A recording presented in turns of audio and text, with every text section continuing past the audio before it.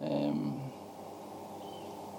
but you do what you do to get by, and you live a very selfish life, and you look very selfish as well, because you're out for number one, and you love your family and everything like that, but they are a distant second when you're on heroin, and you really believe that there's no hope.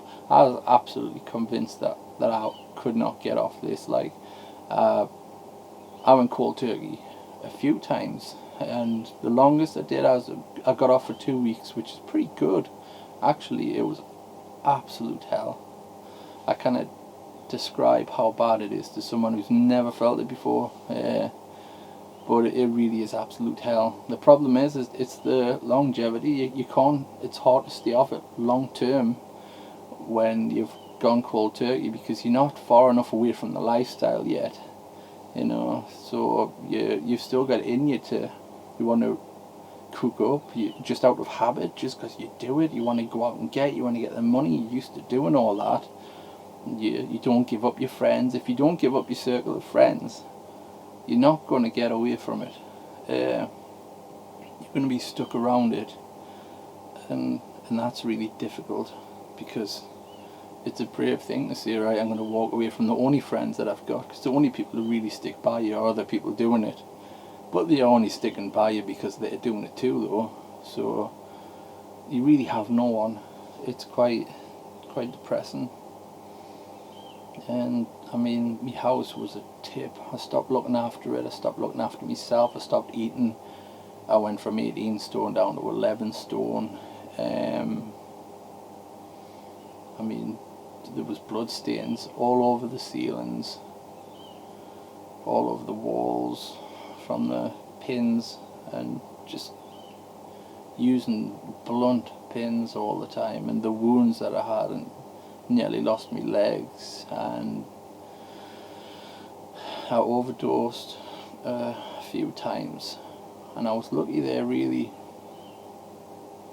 You don't feel that way at the time, and I used to think I'd have to kill myself. That was the only way to get off it, was to kill myself.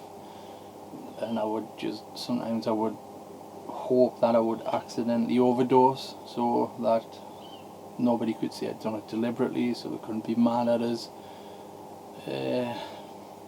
And that never happened, thankfully. I just didn't believe that I could get off, but I got so desperate that I went to one of my friends, and I was an emotional wreck at the time, and I just said, I need help, I'm desperate for help, please come and go and get help together. And we went to Necker together, and we helped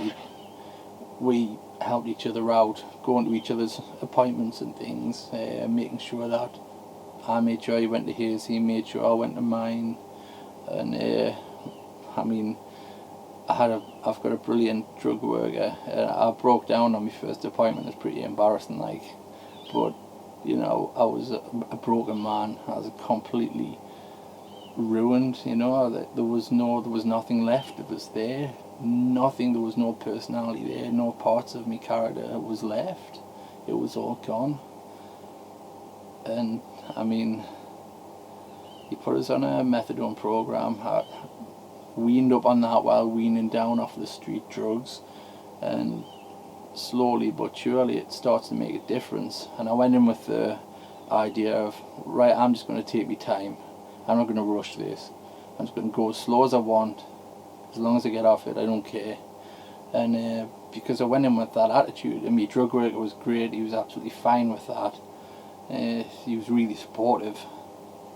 And because I'd done it that way, I ended up actually weaning off the street drugs a lot quicker than I ever thought that I would, just because I didn't put any pressure on myself, and it was great. Like, it got to the point that I used to, well, I still do, I still look forward to my appointments. I like to talk to my drug worker, and it helps us a lot, because he's not just helped us get off the drugs, he's rebuilt my life, really. Because it's not just the getting off the drugs, you're breaking your routine, and then once you've broke the routine, like, you you get some distance between you and going to get every day. So you're not going to get the drugs every day and get the money.